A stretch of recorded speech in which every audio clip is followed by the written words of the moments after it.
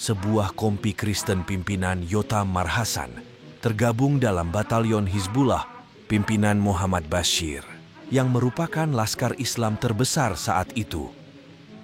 Pada pertempuran Ciranjang, Jawa Barat tahun 1946, mereka terlibat aktif dalam menghalau konvoi militer Inggris di Jalan Raya Ciranjang, Bandung.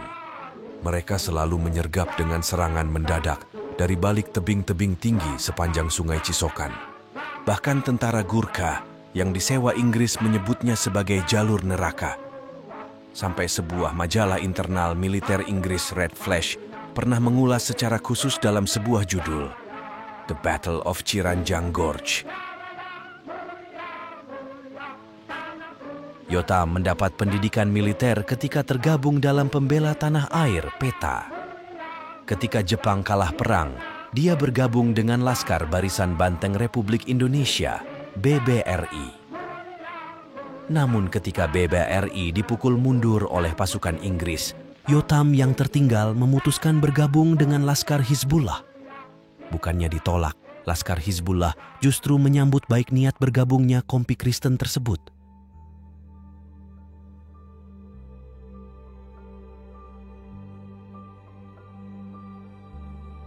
Para pemuda Islam di Hizbullah sebenarnya sudah akrab sejak lama dengan para pemuda Kristen, karena kebanyakan dari mereka berasal dari kampung yang sama di Rawaselang, Gunung Halu.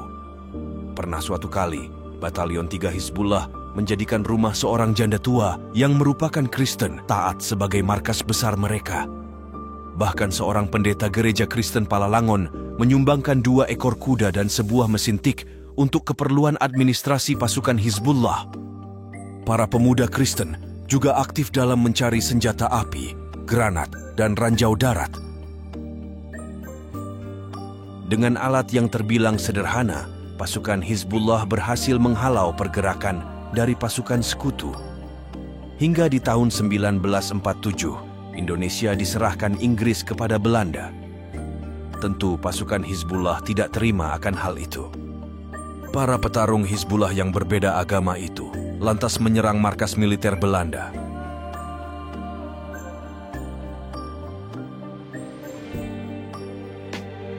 Kompi Yotam dikenal sangat pemberani dalam melakukan berbagai serangan, namun juga cerdas dalam berstrategi hingga menimbulkan kerugian besar di pihak Belanda.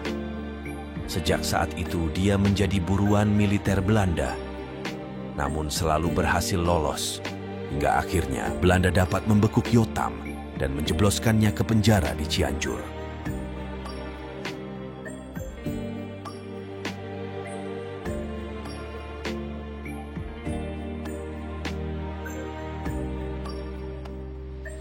Selama 3 bulan di penjara, Yotam mendapat siksaan hingga nyaris mati.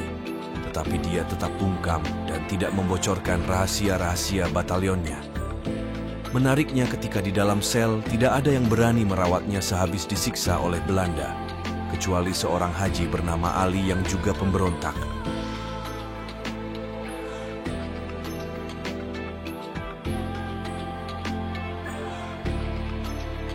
Seolah tak jera dengan perjuangan kemerdekaan Indonesia, selepas dari bui, Yotam malah langsung bergabung lagi dengan pasukannya dan kembali berjuang. Setelah Belanda benar-benar hengkang dari Indonesia, dia memilih menjadi sipil hingga di tahun 1990, Yotam meninggal dengan tenang di usia 77 tahun.